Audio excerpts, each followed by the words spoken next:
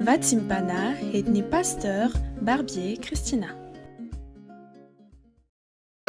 Izay diay ary izay fatrapitady ahy dia hahitahy ivavaka isika tompoko.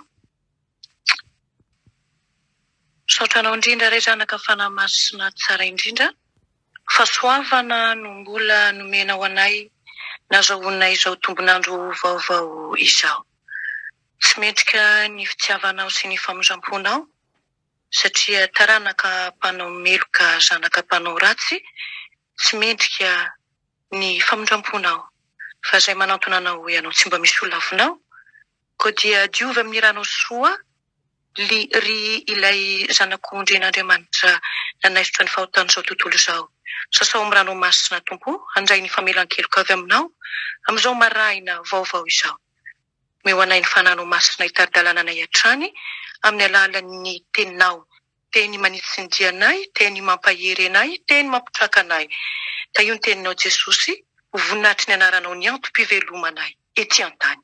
Misaotra tompo. Amen. Miarahabantsika amin'ny anaran'i Jesosy Kristy tompo avy a Nazareta ry havana, ary dia mbola ampitomboina amintsika lalandava ny fahasoavana momba ampiadanana avy amin'Andriamanitra ray amin'ny alalan'i Jesosy Kristy tompo, ary koa ny fampiraisana miaraka amin'ny fanahy masina.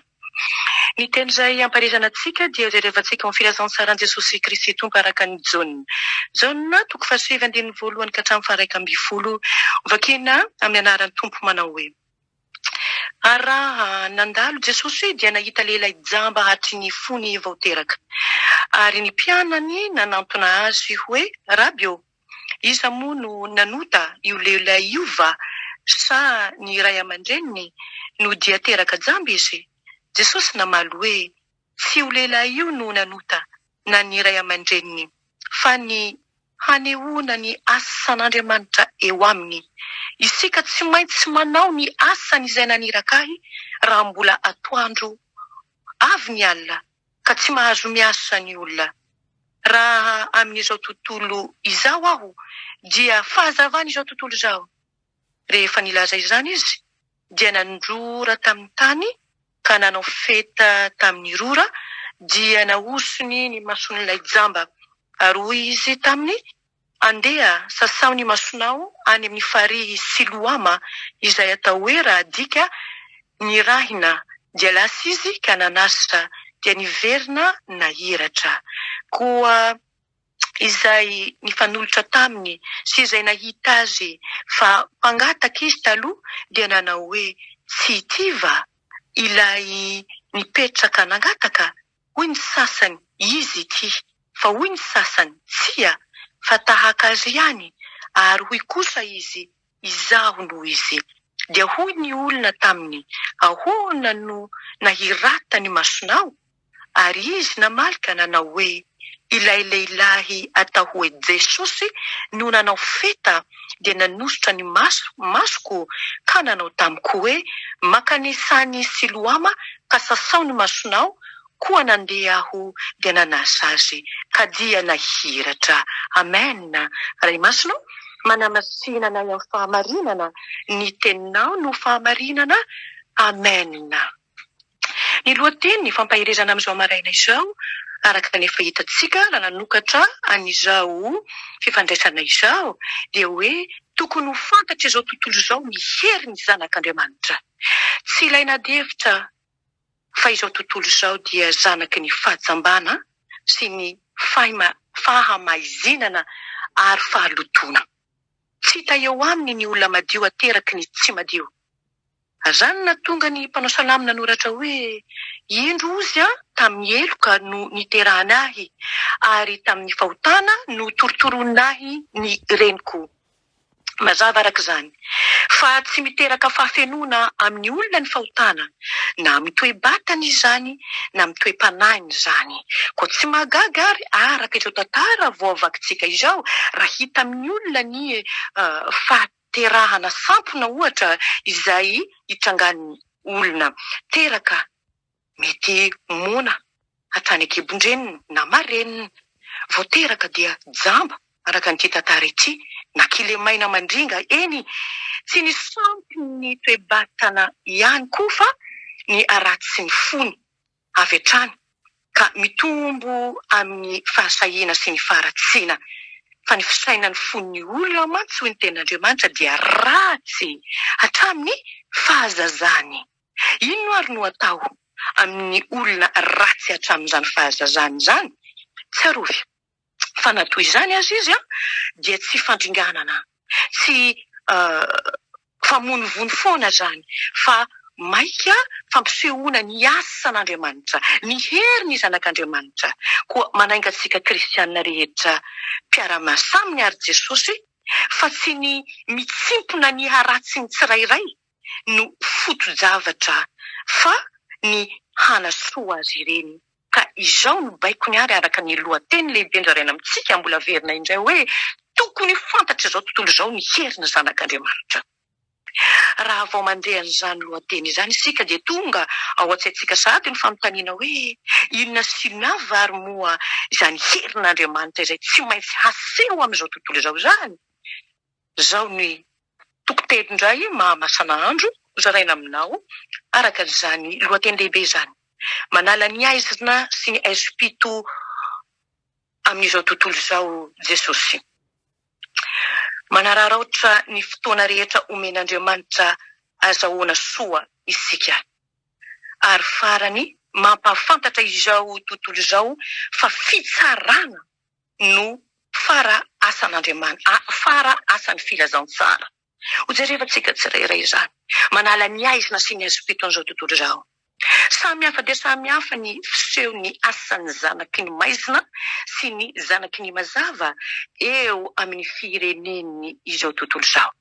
Amin'ny zanaky ny maizina manko dia tsy fanala ny aizina mandrakotra ny tany sy ny firenena ny aizina izay miseho amin'ny fiainan'ny olona no tanterahan'ny zanaky ny maizina izany, fa zao fanatevina no ataony. Tsy fanampy ny sahirana sy ny mahantra, fa zao fanararaotana no ataony.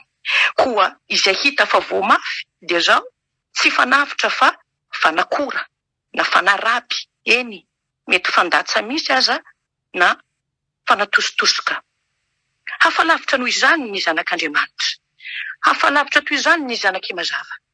Eo aminy ny mahantra, ny ory, ny miferinaina, ny kambody, ny kilemaina dia tsy mba faneso, fa fiezana haneho ny herin'Andriamanitra eo aminy. Dia famindrampo izany, fitiavana izany, fiantrana izany, ary faharipo. Ny dia tongotry ny tompo no arahany ny zanaky mazava izay miteny hoe raha eo amin'izao tontolo izao aho dia fahazavany izao tontolo izao. Koa kristianina ianao afaka mpanara-dia ny Kristy raha izany. Ahoana kosa izy ao sy ianao eo anaty an'izao tontolo izao maizina ara-tsaina, maizina ara-panahy. Fahazavany va isika sa fanetry be? Mpanampy azy va isika sa mpampitsoka azy? Ianao no vato nasondrotry ny tany, izaho no vato nasondrotry ny tany amin'ny lafim-piainana rehetra. Inona no asan'Andriamanitra aseko sy asehonao amin'ny fianakaviako sy ny fianakavianao, amin'ny mpiarabelona aminao, amin'ny mpiray firenena aminao, amin'ny mpiara-manompo amiko sy aminao? Efa mba nanampy ny sahirana va izao sy ianao? Sa mpiome azy mba tsy homeloka ho aisy ianao? Dia ny asan'Andriamanitra no andao asehontsika amin'izy ireny. Dia ny fanampiana azy ara-tsaina izany, ary indrindra koa ara-pilazantsara. Kristiana namako, inona tokoa ve fa tena niangarany vintana hoy ny fitentsika malagasy ny olona kamboty sy ny mahantra sy ireo fadiran'ovana? Ekenao sy ekeko va fa nalahatr'Andriamanitra ho sahirana sy ho fadiran'ovana ireny olona hatramin'ny tratran'ireny fahasahiranana ireny? Tsy afaka manadio ny saintsika ny tenin'Andriamanitra ny tsy adiso isika raha mieritreritra an'izany, ary omelohy ny fitsarana isika raha mitana izany hevitra izany. Eny hoe mantsy sy ny tenin' Jesosy momba izany. Ary rehefa renin' Jesosy izany dia hoy izy, tsy ho fahafatesana no anton'izany aretina izany sy fampisehoana ny voninahitr'Andriamanitra, mba hankalazana ny zanak'Andriamanitra hoy Jaona 2:14. Tsarovy tsara ary izany tenin Jesosy izany, ary aoka ho fantatra aho izay mety sanatria mety ho marary ankehitriny, tsy ampy fivelomana na koa taizay ny aretina, fa ny loza mamoetra mety ampy sy aminao dia zao ny fiheverako sy ny fiheveranao fa mizara miangatra Andriamanitra. Tsy mizara miangatra Andriamanitra. Jereo Jesosy izay omen'Andriamanitra aisy anao. Inona ny tetiny tamin'ny Paoly? Ampoanao ny fahasoavako, koa minoa azy. Fa izy no voninahitry'Andriamanitra haseho anao ny fitiavan'Andriamanitra tanteraka. Atoro anao fa Jesosy ny famondram-pon'Andriamanitra. Fa diranovana ve ianao ankehitriny? Mavesa-keloka ve ianao? Indro ny voninahitry'Andriamanitra miseho aminao. Dia ilay mpamela heloka sy mpanadio ny mpanota iray mibebaka. Ry zanaky ny filazantsaro. Aza dinoana lahy izany foto-kevitra izany. Jesosy naneraka antsika. Isika tsy maintsy manao ny asany izay naneraka azy. Hoy Jesosy. Aniza nefa no asa ataoko sy ho ataonao? Tsarovy tsara. Fa efa mahiratra izao tontolo izao ka mandinika antsika raha tena hirak'Andriamanitra marina isika. Ataovy azy ny asan'Andriamanitra izay efa natolotra anao. Fahazavana izao tontolo izao ianao ka nandray tara-pahazavana avy amin'ny Jesosy. Izany hoe sira hiaro ny fahavelomana izao tontolo izao, fa nandray ny teny mpamonjena sy ny teny fiainana izao sy ianao. Asa lehibe no efa vitako sy vitanao raha namonjy fanan'olona iray, na dia iray monja aza ao amin'ny fiainana mandrakizay izao sy ianao. Manararaotra ny fotoana rehetra omen'Andriamanitra, azahoana manao soa. Hoy ny teny soratra masina. Ararao tozy izy ny andro azo anaova-tsoa fa ratsy izao fiainana izao. Miariary manko toy ny masoandro be lohataona ny fahamarinana izany teny izany. Sy tandindomindoza intsony izao tontolo izao ry havana fa efa miaina tanteraka ao anatin'izany loza sahady izany. Ratsy izao fiainana izao. Satria tsy fantatrao ny hahareta ny haiko sy ny ainao. Ny adidy anefa miandry aisy anao, ka iza no hametrahako sy hametrahanao ny anjarako sy ny anjaranao? Fanontaniana izany. Manaraka izany, tsy azo antoka izao tontolo izao amin'ny fandriampahalemana. Rehatsy sy ariany firenena mitsangana hamelo firenena. Miseho ny ady antrano ny mpianakavy, mamely aty sy ariany mosary, mandripaka ny aretina isan-karazana. Izany rehetra izany dia mila miara-miasa hahafoy ny ny androny olombelona. Zany no ataony Satana, zany no tanjony amin'ireny ady rehetra ireny. Mila hahafoy faingana ny andro ny olombelona. Evero, fa hain'olona maro mivery noho izany toejavatra izany. Ka ny mampalahelo dia mampalahelo, ary tsy isalasalana fa maro no maty, tsy mandre ny filazantsara akory. Evero, fa araka ny fanisana ataon'ny olon-kendry dia voalaza hono fa 800 isan'andro ny olona maty, vokatry ny favoazana isan-karazany. Ny toejavatra toy izany no tsy hampandro mandry antsika zanaky ny filazantsara. Izay mahatahotra dia ny hamafy ny tenin'Andriamanitra amin'ny olona tsy mahavita ny adidiny hoe raha hoy izao amin'ny ratsy fanahy. Ho faty tokoa ianao, ary tsy mananatra azy ianao, na miteny ananatra ny ratsy fanahy, hialany amin'ny lalana ratsy amonjen'ny ainy, dia ho faty amin'ny elony any ilay ratsy fanahy, nefa ho Jehova hadiniko amin'ny tananao ny rany. Any amin'ny Ezekela 3:7 izany. Koa dia mbola atoandro ary ny andro havako malala. Fotoana tsy azo anaovana asa ny alina. Ny andro mbola mampivoha ny saiko sy ny sainao. Andro ny fahatanorako sy ny fahatanorana. Andro mampavitrika tsy mampatanjaka isanao. Araroatra zany araroatra zany.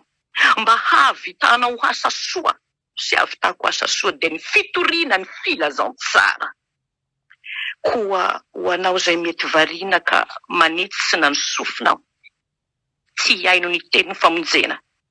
Mifoaza, meteza hiasa ny asan'Andriamanitra. Eny, mety milaza anao hoe tsy nianatra aho, tsy mahay manoratra, tsy afaka mandahy teny sy hitory-teny. Ho anao dia enoy ity teny ity. Izao no asan'Andriamanitra dia ny hinonareo izay nirahiny. Mandehanao ozy amin'izao herinao izao. Ny kristiana malalo, fahasoavana lehibe ny torohevitra omenanao. Atoandro ny fotoana omeny Jesosy anao ankehitriny. Mandehana, raha mbola atoandro ny andro. Fahatelo farany, mampahafantatra izao tontolo izao fa fitsarana no fara asan'ny filazantsara. Olona maro tokoa no mandray atendro ny tenin'ny soratra masina hoe fa Andriamanitra tsy naniraka ny zanaka ho amin'izao tontolo izao, hanameloka izao tontolo izao, fa mba hamonjeny izao tontolo izao. Araka volazan'i Jaona 7:7-7:10. Tena marina tokoa fa tian'Andriamanitra tokoa izao tontolo izao, fa nafoizany ho azy ny zanany tsy firy, fa tokana ihany no vavolombelony zany. Adonoinao ny tapaky ny teny faharoa manao hoe tsy ho very izay rehetra mino azy. Ho fitsarana no atongavako amin'izao tontolo izao i Jesosy, mba hahiratra ny tsy mahiratra ary mba ho tonga jamba kosa ny mahiratra. Jaona 7:7-7. Tsarovy ary. Fa efa ao anatin'ny fitsaran'ny filazantsara izao tontolo izao ankehitriny. Hoy ny sasany, voalaza fa Jesosy ny filazantsara araka ny ilazan'ny soratra masina azy. Izy no fitiavana rano velona. Ahoana indray no hitsarana izao tontolo izao? Ahoana indray no hitsara izao tontolo izao izy? Eny, marina fa fitiavana izy. Tsarovy anefa ny mahazanaka Andriamanitra azy, izay feheziny fahamasinany sy ny fahamarinany. Teny masina izy. Tsy hitsaranao izy, fa ny teny masiny ray izay tsy ekeko sy tsy ekenao. Fa mety ho ataonao mosalahy no hitsarana isanao. Ary zaho no lazainy hoe izay mandahy ka tsy mandray ny teniko dia manana izay tsara azy. Ny teny izay no lazaiko, izany amin'ny tsara azy amin'ny andro farany. Jaona 2:7-8. Koa hatroviana no efa na kristiana isanao. Impiry ny hainy noho ny tenin'Andriamanitra izao isanao. Impiry na handre hira fiderana izao isanao. Iza no mbola mamiko sy maminao? Ny tenin'izao tontolo izao sa ny tenin'Andriamanitra? Izany teny mpamonjena renao zany no hanameloka isanao satria kamo sy malaina ianao. Izao no fanameloana fa tonga amin'izao tontolo izao ny mazava. Nefa aleo ny olona ho ny teny soratra masina ny maisa noho ny mazava satria ratsy ny asany. Rihavana malala. Isan'ny mpanamaritena va izao isanao sa isan'ny mpihevitena ho zavatra? Efa ampy ho isanao ve izao fahalalana izao ka tsy mila filazantsara intsony ianao? Raha izany dia tsarovy fa isan'ny voaheloka izay mihevitra izany. Raha jamba ianareo izy dia tsy ho nanan-keloka, nefa hoy nareo ankehitriny mahiratra izahay dia tsy afaka ozy ny heloka reo. Jaona 7:7-8. Na izany ary, efa afaka madiodio amin'ny filazantsara dia izay efa afaka madiodio amin'ny filazantsara dia izay mahatsiaro tena ho meloka, ho diso, ho mpanota. Fa ny mitsotra sy ny mitondra ny tsy fahombiazana rehetra eo amin'ny tombo Jesosy, tsy tonga iantso ny marinao, fa ny mpanota hibebaka. Mavesatra entana va ianao? Tsaroanao mitambesatra ao an-damosinao ve ny heloka?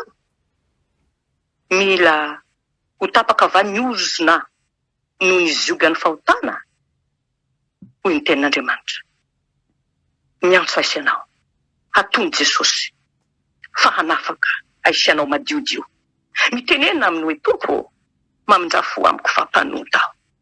Zava-dehibe zay tsy azo adonoina fa mahavelom-panantenana ny amin'ny amira-piratany voninahitra Andriamanitra amintsika mpanota. Tsarovy fa hisy fahataperany ny fotoana amira-piratany izany voninahitra izany ka aoka ho malina isika, aoka ho malina isika ry havako. De mbola omena tombonandro izao sianao. Araraotra izany fotoam-bola mena izany havitako sy havitanao manao soa. Ary dia azakivy fa na dia misosoka isanandro aza ny ratsy sy manodidina anao dia aza ialana ny finoanao ny filazantsara izay antoko ny famelana ny eloko sy ny elokao. Azy rery ny voninahitra antsika kosa ny fandehanana ampafantatra an Jesosy Kristy amin'izao tontolo izao fa mbola mila tanora, mila vehivavy sy lehilahy hanambara ny filazantsara ny Tompo antombotra ny andro. Amen. Vavaka sika. Sotra Tompo amin'ny teninao. Teny fampitandremana anay Jesosy mba tsy hanovanova anay foana amin'izany hoe maha-kristianina anay izany Jesosy fa maro ny kristianina diso lalana ankehitriny Jesosy. Maro ny kristianina mieritena tokoa zavatra ary manda indrindra ny irakao Andriamanitra. Ianao rery no mahay manova ny fovatonay Jesosy mba ho fonofo Tompo ny teninao no hitsarana anay. Mbola tsy tonga ny fitsarana Jesosy fa mbola miantso ny rehetra ibebaka ianao Andriamanitra. Jesosy malala ry any Nazareta, aoka ny teninao hiasa mahery ao anatin'ny tsirairay avy. Ndreto ny mpanomponao ny azakazaka nanongila tsofina ny aino ny filazansaranao Andriamanitra. Tompo malala, da io ny tsirairay avy amakivaky ty tontolon'andro androany ity mba tena ho fanasany tany. Ho fahazavany izao tontolo izao marina tokoa raha andeha hikiasa ivoaka ny tokantrano na dia atao tokantrano ihany koa aza Jesosy, satria manana didy sy andraikitra amin'ny fitoriana filazansaranao izay manomboka amin'ny Jerosalema anay, Jodia, Samaria ary hatrany amin'ny farany tany. Tantano tsirairay avy Jesosy ny marary, ny jamba, ny mandringa dia sitrano Tompo malala satria mbola misokatra aminay ny tara-pamonjenao Jesosy malala satria tsy tonga iantsony marina tokoa ianao fa ny mpanota mba ibebaka. Ka sy hoary ny tsirairay avy ary dia sitrano amin'ny aretina amin'ny ara-panahy indrindrandrindra Jesosy, ny aretina amin'ny ara-nofo izay manageja Andriamanitra. Tsisy zavatra tsy hainao malaka ny teninao hoe moa misy zava-magaga izay tsy haiko va. Eny Tompo malala na ny maty aza na tsanganao. Moa va Jesosy tsy ho vitanao miaraka amin'izany koa va ny fanasitranana ny aretinay rehetra, vitanao izany Jesosy fanao ny fahefana ety an-tany ka hatrany an-danitra. Ka io ny tontolon'andronay Jesosy eo ambany fahasoavanao mandrakariva ary dia tehirizo ny fahamasinanay. Kolokolo isanandro izany fahamasinanay izany Jesosy mba ho voninahitry ny anaranao ny ampy-pisinay hitao manay fanabedabe Jesosy ato anatin'ny fanjakanao.